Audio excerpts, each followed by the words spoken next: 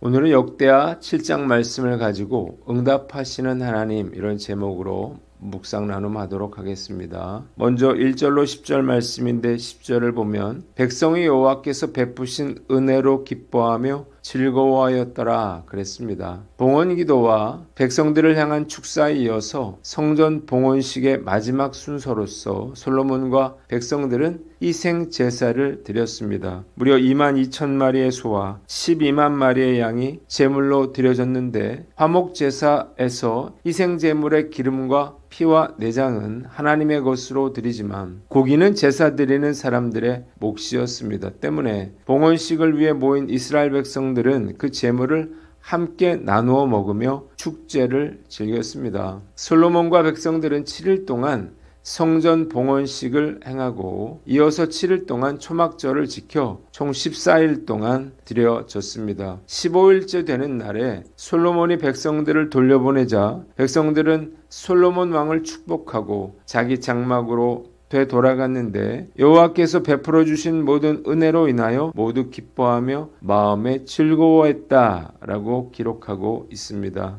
본문이 우리에게 주는 교훈이 있는데 헌신의 기쁨을 누려라는 것입니다. 14일간 진행된 성전 봉헌식과 초막절 행사가 얼마나 즐겁고 행복한 축제의 잔치였을지 상상할 수 있습니다. 기뻐하고 즐거워하는 이스라엘 백성들의 모습에서 진정한 예배와 헌신이 사람들에게 얼마나 큰 은혜를 가져다 주는지를 다시 한번 생각하게 됩니다. 지금까지 살아오면서 가장 기쁘고 즐거웠을 때가 언제였나 생각을 해봐요. 뭔가를 이루거나 소유하거나 즐겼을 때가 아니었습니다. 진짜 기쁘고 행복한 시간은 하나님의 임재가 가득한 예배의 현장이었습니다. 매주 드려지는 예배도 가슴 벅차고 행복하지만 특별히 불신자들을 초청하여 함께 예배를 드릴 때의 기쁨과 감격은 그 어떤 것과 비교할 수가 없습니다.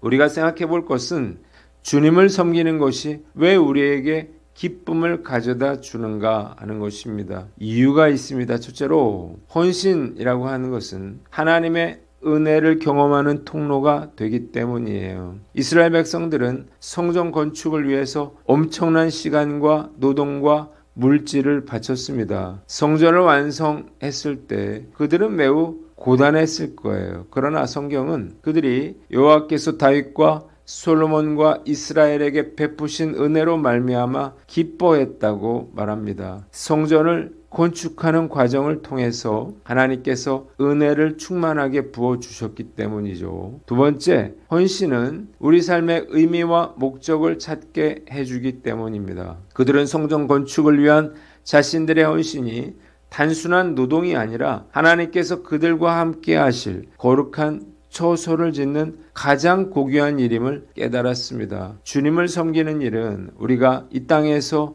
무엇을 위해 살아야 하는지, 우리의 삶이 얼마나 귀하고 가치 있는가를 깨닫게 해 주는 것입니다. 세 번째, 헌신은 하나님과의 친밀한 교제를 가능하게 해주기 때문이에요. 솔로몬과 백성들의 헌신은 하나님과 함께하고 교제하는 시간이었습니다. 우리도 마찬가지예요. 우리가 사랑하는 사람들을 위해서 무언가를 해줄 때 기쁘고 즐거운 것처럼 하나님을 섬기는 일은 우리와 하나님 사이의 관계를 더욱 친밀하게 만들어줍니다. 우리가 주님을 위해서 봉사하며 땀 흘릴 때 하나님께서 얼마나 우리를 사랑하시고 기뻐하시는지를 느끼게 되는 것입니다. 주님을 섬기는 일은 결코 희생이나 손해가 아니며 우리의 삶을 풍요롭게 만드시는 하나님의 축복의 통로라는 사실을 깨달으시기를 바랍니다. 11월 23일 새생명 행복축제를 하게 되는데 열심히 전도하고 봉사함으로 지난 5월에 이어서 다시 한번 천국 잔치가 열릴 수 있도록 집회를 위해서 최선을 다해 준비하며 기도하는 저와 여러분들 되시기를 바랍니다. 두 번째, 11절로 16절인데 12절을 봅니다. 내가 이미 내 기도를 듣고 이곳을 내게 제사하는 성전을 삼았으니 그랬습니다. 솔로몬이 성전과 왕국 및 원하던 모든 일을 다 마쳤을 때에 하나님께서 솔로몬에게 다시 나타나셔서 말씀하셨습니다. 내가 나에게 한 기도와 간구를 내가 들었다는 거예요. 본문이 우리에게 주는 교훈이 있는데요.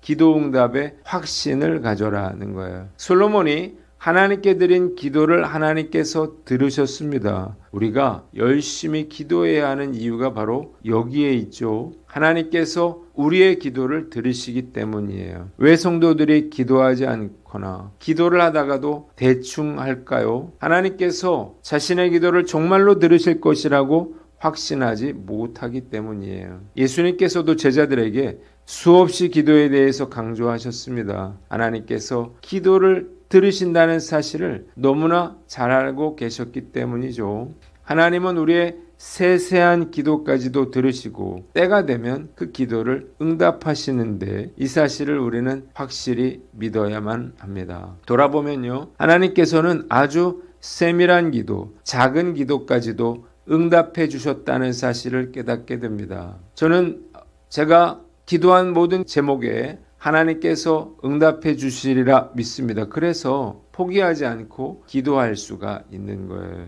조지 뮬러는 기도의 사람으로 불리면서 평생에 걸쳐 5만 번 이상의 기도 응답을 받았다 그러죠. 그는 어떤 단체나 개인의 후원도 받지 않고 오직 기도로서 그 당시에 고아원을 운영하면서 수천 명의 고아들을 돌보았습니다. 기적 같은 일이죠. 고아들을 섬기는 일뿐만 아니라 조지 뮬러는 매 순간 어려운 일이 생길 때마다 하나님께 기도하고 응답받았습니다. 그래서 5만 번씩이나 응답을 받을 수가 있었던 거예요. 하루는 그가 중요한 강연을 하기 위해서 배를 타고 캐나다로 가려고 했는데 바다에 짙은 안개가 끼어서 배가 항해할 수가 없게 됐습니다. 조지 밀러가 선장에게 배를 띄워달라 부탁을 하자 선장은 짙은 안개 때문에 도저히 배를 띄울 수가 없습니다 라고 말을 했어요. 그러나 조지 밀러는 안 됩니다. 저는 제 시간에 캐나다에 도착해야 합니다. 안개가 걷히기를 기도합시다 라고 말을 했어요. 선장이 황당해하자 조지 밀러는 당신은 제가 기도하는 동안 잠시 기다려 주십시오. 저는 70년 넘게 하나님을 믿어왔지만 단 한 번도 하나님께서 제 기도에 응답하지 않으신 적이 없습니다 라고 확신에 차서 말했습니다. 뮬러가 기도를 마치자 놀랍게도 안개가 서서히 걷히기 시작했고 결국 배는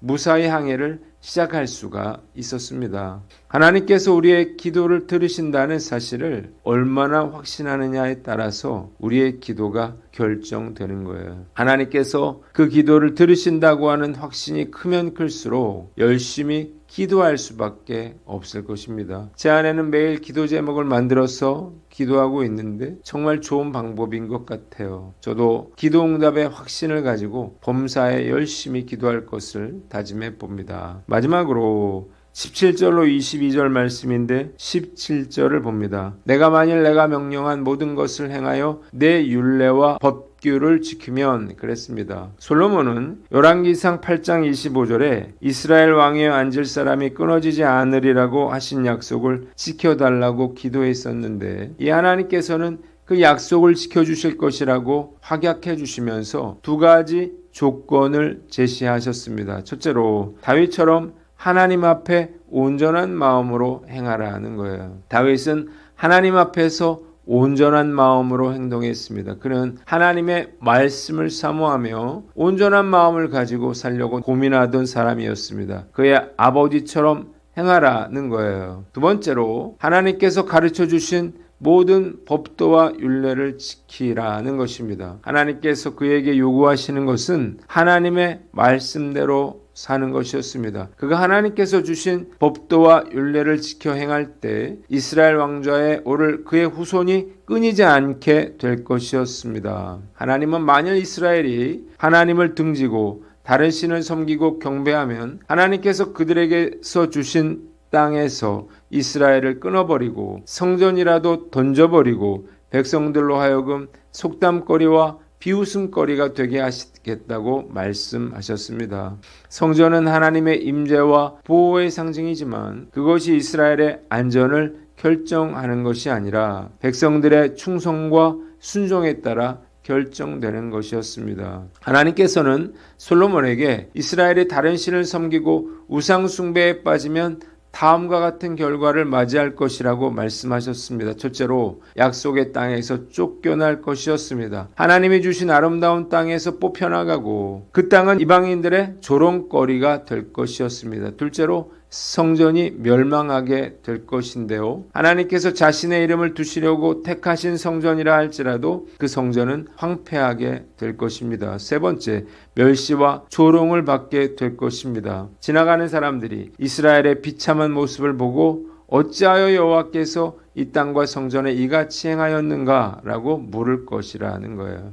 이스라엘 백성들은요, 자신들이 조상들의 하나님 여호와를 버리고 다른 신을 따랐기 때문에 일어난 일이라고 하는 것을 알게 될 것이었습니다. 본문이 주는 교훈이 있는데, 첫째로 하나님 앞에서 온전한 마음으로 살아라는 거예요. 다윗은 사실 하나님 앞에서 죄도 많이 지은 사람이죠. 그런데도 하나님께서 그를 하나님의 마음에 합한 자라고 평가하셨는데 왜 그랬을까요? 그가 온전한 마음으로 살았기 때문이에요. 그는 자신이 죄를 지었을 때 변명하거나 핑계대지 않고 진심으로 찬미하는 마음을 가졌습니다. 또한 다윗은 낮은 자리에 있을 때나 높은 자리에 있을 때나 동일한 모습으로 하나님을 섬겼습니다. 다윗은 전심으로 하나님을 사랑하고 섬겼고 주님을 위해서 무엇을 해드릴까 고민했어요. 다윗처럼 하나님 일에 온전한 마음으로 행하며 사시기를 바랍니다.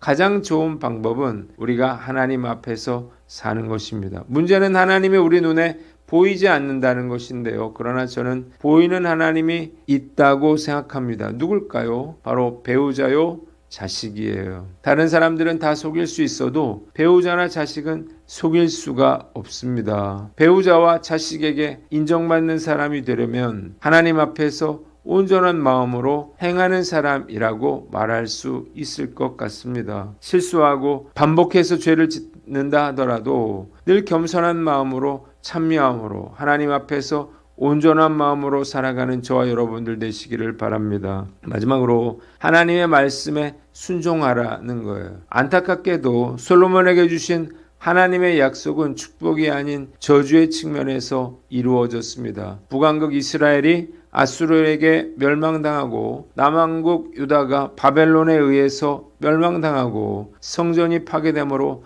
하나님의 말씀이 성취된 거예요. 이것은 솔로몬의 후손들이 하나님의 명령을 어겨 불순종하고 패역한 길로 행한 결과였습니다. 안전벨트의 중요성을 알면서도 나는 운전을 잘하니 괜찮아 라고 하면서 매번 안전벨트를 매지 않던 사람이 있었습니다. 어느 날 예상치 못한 사고가 발생했고 그는 큰 부상을 입게 됐어요. 그는 안전벨트를 하지 않은 것에 대해서 후회했지만 이미 늦은 후였습니다. 지혜로운 사람이라면 불순종의 결과에 대해서 제대로 알고 있어야 합니다. 그래야 죄 짓는 것을 두려워할 수가 있는 거예요. 인생의 성패는 하나님을 향한 태도에 달려 있습니다. 불순종하여 하나님께서 우리를 떠나는 순간에 우리를 지켜줄 수 있는 것은 아무것도 없고 결국 모든 것을 잃게 되는 것입니다. 순종 외에 그 어떤 것도 나를 지켜줄 수가 없는 거예요.